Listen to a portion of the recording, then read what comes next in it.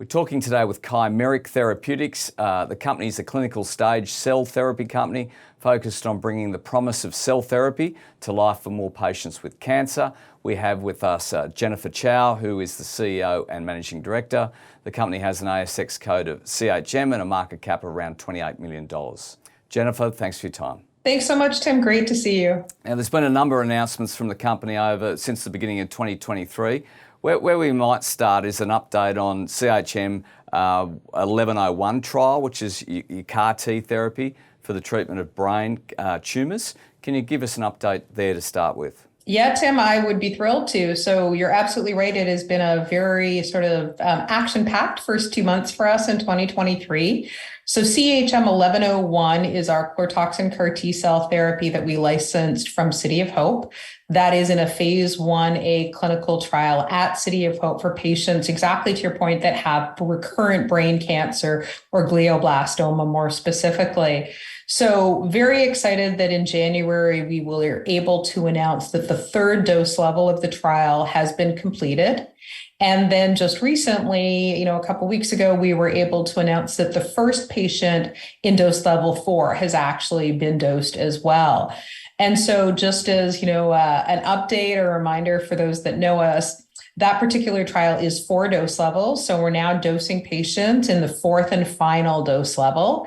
And, in the very early dose levels, Tim, in dose level 1 and 2, we saw some very promising, encouraging signals, both from a safety and an efficacy perspective, where about 70% of the patients were achieving disease stability. So getting up to these higher dose levels is really exciting for us and actually starting to turn towards completion of the trial. Thanks, Jennifer. Now, if we touch on your 0201 trial, which is for the treatment of solid tumours and blood cancer, can you give us an update on that trial? Yeah, absolutely. So we've had announcements on that trial as well since the beginning of the year. So CHM 0201 is our natural killer or NK cell platform. And that's a platform we licensed at the end of last year from Case Western. And that particular asset had already been studied in a phase 1A clinical trial.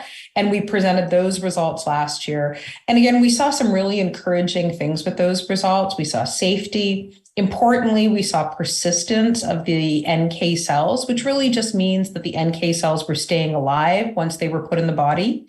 And then we saw efficacy in both colorectal cancers as well as in the blood cancer acute myeloid leukemia. And so based on the initial signal we saw in the first trial, Tim, what we were really looking to do is say, how can we actually build off that and improve the efficacy that we were seeing for patients? And so a second trial, a phase 1B trial, was designed, and it actually combines our NK cells, so CHM 0201, with an agent called Vactisertib. And the job of Vactisertib is really to allow the NK cells to do a better job against the tumors. And so that particular trial was initiated last year, and we were thrilled in January to actually already achieve the first patient being dosed.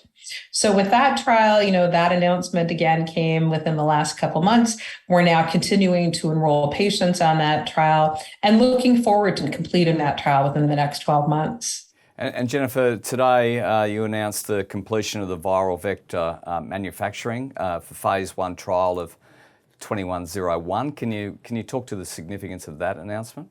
Yeah, absolutely. So that really is the third piece of our pipeline, CHM 2101. That's our CDH17 CAR T, Tim, that we actually licensed from the University of Pennsylvania.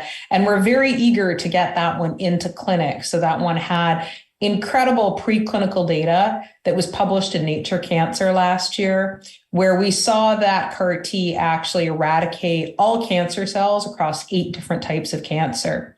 And so what we've really been working on is putting together all of the pieces that are necessary to initiate that phase 1 clinical trial for that agent.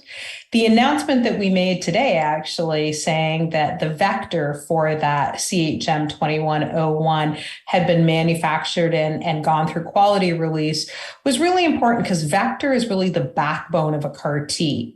And so, and vector very often takes a year to 2 years because there's certainly a shortage of vector suppliers now.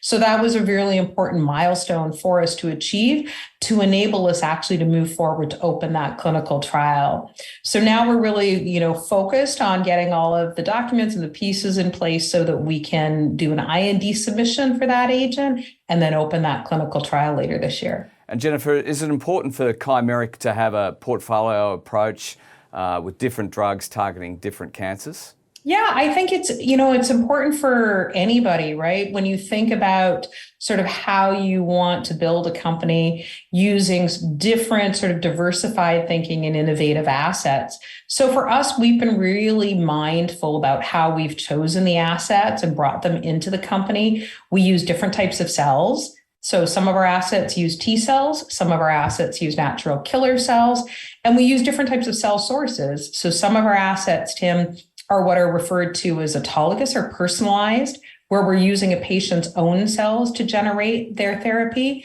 And some of our assets are allogeneic or what we call off the shelf. And that's where a healthy donor actually gives their cells so that we can make therapies.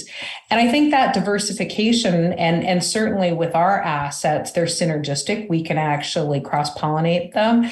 It really allows us more opportunity to be able to impact more cancer types. And so certainly, be able to help more patients in the long term. And looking ahead through the rest of 2023, what sort of milestones are you hoping to achieve? Yeah, so Tim, we have a really active sort of next 12 to 18 months, mostly focused on clinical outcomes. And so with 1101, we're really looking to complete that phase 1A clinical trial, and then by the end of the year, provide those preliminary data sets. With 2101, the CDH17 CAR, we're looking to move that into clinic at the IND approval and move that one into clinic. And with 0201, the NK platform, we're really looking there to actually recruit and complete enrollment of that trial within the next 12 months. So really, the next sort of 12 to 18 months is all focused on moving all of our clinical programs forward and starting to really read out those important early data sets. Jennifer Chow, thanks for your time. Thanks so much, Tim. It was great to see you.